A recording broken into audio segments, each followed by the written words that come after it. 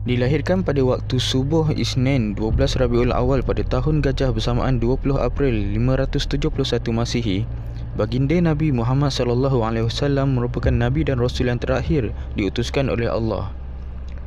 Tahun baginda dilahirkan dinamakan sebagai Tahun Gajah bersempena dengan peristiwa tentera bergajah Abraha yang ingin menyerang Kaabah.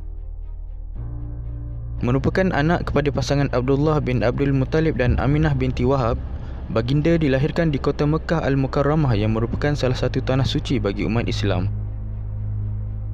Nabi Muhammad SAW telah diduga sejak kecil lagi apabila telah menjadi yatim piatu ketika umur baginda hanya berusia 6 tahun. Bapa baginda Abdullah bin Abdul Muttalib telah wafat sewaktu baginda masih di dalam kandungan ibunya, manakala Aminah binti Wahab iaitu ibunya telah ditimpa sakit dan wafat di perkampungan Abwa yang terletak di antara Makkah dan Madinah. Kelahiran baginda Muhammad SAW telah menjadi rahmat serta anugerah kepada makhluk seluruh alam, kurniaan dari Allah SWT. Beberapa kejadian ajaib yang menunjukkan kekuasaan Allah dan kemuliaan baginda Muhammad SAW telah berlaku menjelang kelahiran Rasul penyuluh alam ini.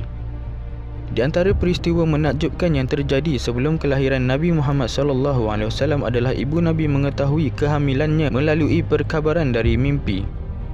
Ibunya Aminah ketika mengandungkan baginda pernah bermimpi didatangi seseorang, lalu orang tersebut berkata kepadanya, "Sesungguhnya engkau mengandungkan penghulu umat ini. Jika dia telah lahir, maka ucapkanlah, aku berlindung dengan Allah Tuhan Yang Maha Esa daripada keburukan semua pedengki dan namakanlah dia Muhammad." Di antara kejadian lain yang menakjubkan terjadi sebelum kelahiran baginda Muhammad SAW ialah ibu Nabi tidak merasa letih, penat maupun susah ketika mengandungkan Nabi Muhammad SAW, tidak seperti keadaan biasa dialami oleh ibu mengandung yang lain.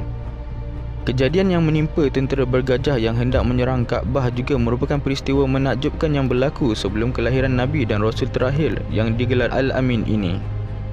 Tentera bergajah tersebut yang menyerang kota Mekah dan hendak merobohkan Kaabah telah dipimpin oleh gubernur dari Yaman yang bernama Abraha. Sejurus pasukan tentera tersebut menghampiri Kaabah, pasukan tentera bergajah tersebut diserang oleh sekumpulan burung yang bernama Ababil, sekaligus menghancurkan mereka semua. Peristiwa tentera bergajah ini telah tercatat di dalam Al-Quran dalam surah Al-Fil. Peristiwa maupun perkara luar biasa yang terjadi kepada seseorang yang sebelum bergelar Nabi dan Rasul ini dinamakan sebagai irhas. Nabi Muhammad SAW telah mendapat petanda kenabian baginda sejak dari dalam kandungan ibunya sehinggalah saat baginda dilahirkan. Semasa hari baginda dilahirkan, keadaan kota suci Mekah menjadi amat tenang serta angin bertiup lembut dan penduduknya merasakan suasana yang tidak pernah dirasai sebelumnya.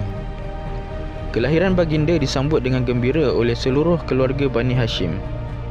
Tidak terhenti di situ, antara kejadian menakjubkan yang turut terjadi semasa kelahiran Nabi Muhammad SAW ialah api-api sembahan kaum Majusi di Farsi yang tidak pernah terpadam sejak ribuan tahun telah terpadam dengan sendirinya hingga menimbulkan kehairanan kepada mereka.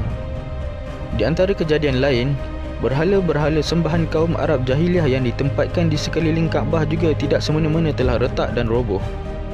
Selain itu, istana Raja Farsi juga telah mengalami gegaran sehingga menyebabkan 14 anjung istana tersebut roboh.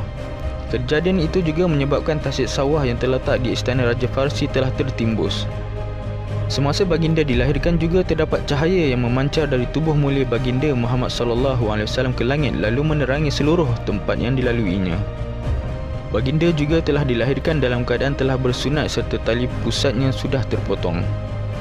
Peristiwa dan kejadian menakjubkan yang terjadi telah memberi gambaran seolah-olah alam sedang menyambut lahirnya tetamu agung di muka bumi. Peristiwa tersebut juga jelas telah menjadi petanda kenabian bagi Nabi Muhammad SAW yang menjadi utusan Allah dan penghulu serta rahmat bagi seluruh alam, khususnya manusia sebagai khalifah di muka bumi ini. Wallahu a'lam.